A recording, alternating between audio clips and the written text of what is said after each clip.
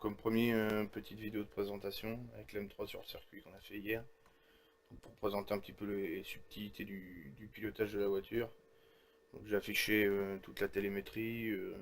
Donc, le plus intéressant, c'est surtout la partie accélération, freinage. Bon, l'embrayage pas trop, c'est plus à la- quand je passe les vitesses.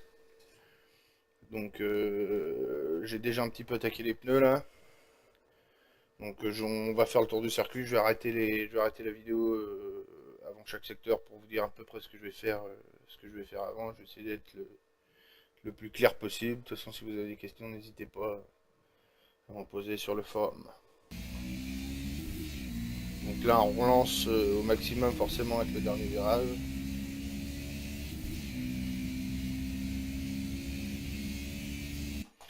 Donc là, on va attaquer la grosse chicane. C'est vrai qu'elle est assez tendue, assez serrée, facile de faire une erreur là-dessus, surtout sur la fin du freinage.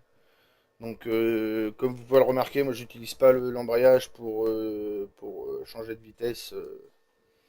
J'utilise freinage pied gauche et un petit coup d'accélérateur, un petit blip pour passer la vitesse. Alors ça, l'utilité, l'avantage par rapport au comment à baisser de vitesse avec l'embrayage, c'est qu'on est un petit peu moins rude sur la transmission, puisque vous libérez un petit peu la transmission quand vous mettez un petit coup de blip pardon, sur l'accélérateur. Et ça permet d'être beaucoup plus précis sur le freinage que si vous faisiez débrayage avec talon de pointe. Voilà. Donc là, sur la zone de freinage, on va attendre un petit peu la zone rouge. Donc j'ai volontairement affiché la trajectoire, c'est plus simple à expliquer. On va dépasser un petit peu la zone rouge pour freiner le plus tard possible. Donc là, le but du jeu, c'est d'élargir le plus possible en entrée pour essayer de dessiner une ligne droite entre les deux apex des deux virages de la chicane, pour pouvoir remettre un petit coup d'accélérateur entre les deux, relâcher subitement l'accélérateur pour pouvoir aider la voiture à rentrer plus facilement dans le deuxième virage, puisqu'il y a le gros virage qui suit derrière. Donc pour pouvoir attaquer un petit peu plus facilement une trajectoire serrée. On va essayer de lancer un petit peu l'arrière de la voiture pour pouvoir rentrer plus facilement dans le virage.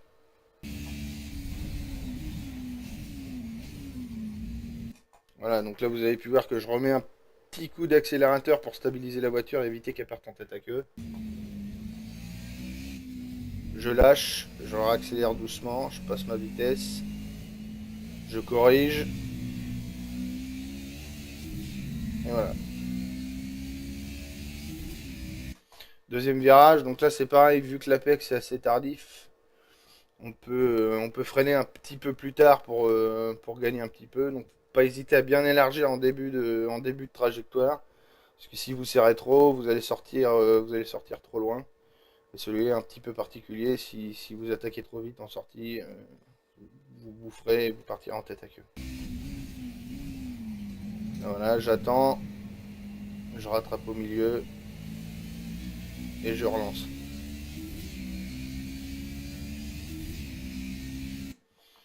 Donc là, c'est un secteur un peu particulier. C'est une succession de trois virages à moyenne vitesse, on va dire. Donc dans ce genre de virage, le plus important, c'est de préparer la trajectoire du dernier.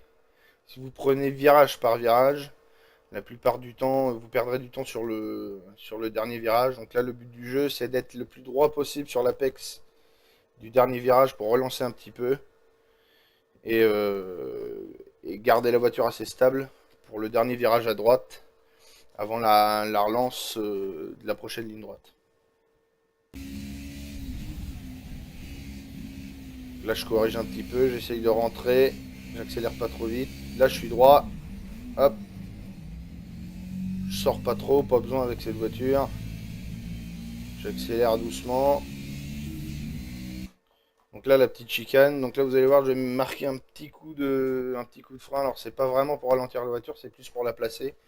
Puisque forcément, si vous mettez un petit coup de frein Vous allez mettre le poids de la voiture vers l'avant, ce qui va aider à rentrer dans le virage, à placer la voiture dans le premier virage de la chicane, et pour préparer la suite. Pareil que sur le précédent secteur.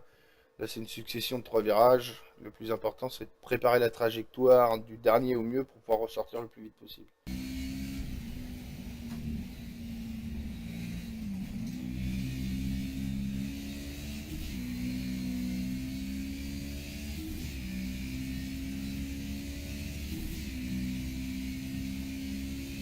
Donc là, c'est pareil, virage en S, un droite, un gauche. Donc, toujours préparer le deuxième virage pour relancer le plus rapidement possible. Donc, on soigne la trajectoire du premier en évitant de ressortir trop loin, puisque forcément, si vous ressortez trop loin, vous avez plus de mal à préparer la trajectoire et à rentrer dans le deuxième virage. Donc, je ralentis peut-être un petit peu plus sur le premier, sans ressortir trop large. Je vous expliquerai pour le deuxième virage.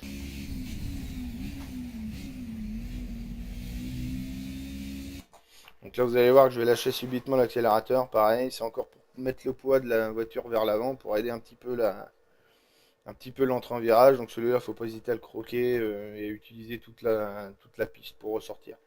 Plus vous accélérez tôt, forcément, plus vous relancerez vite et moins vous perdrez de temps.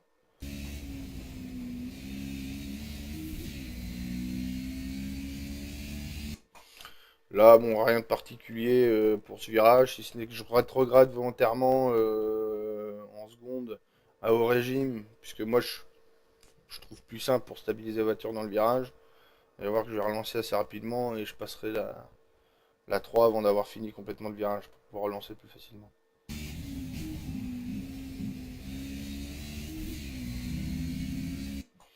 Donc là, c'est un virage assez important puisque forcément vous avez une ligne droite très longue suivie de la chicane derrière. Donc c'est là où vous allez perdre le plus de temps si vous ratez ce virage-là. Forcément à la relance, surtout si vous suivez quelqu'un ou si quelqu'un vous suit.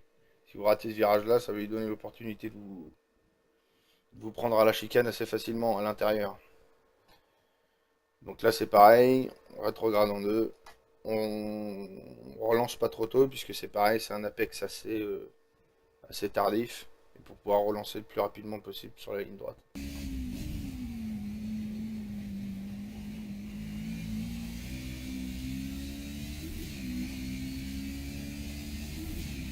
Et voilà.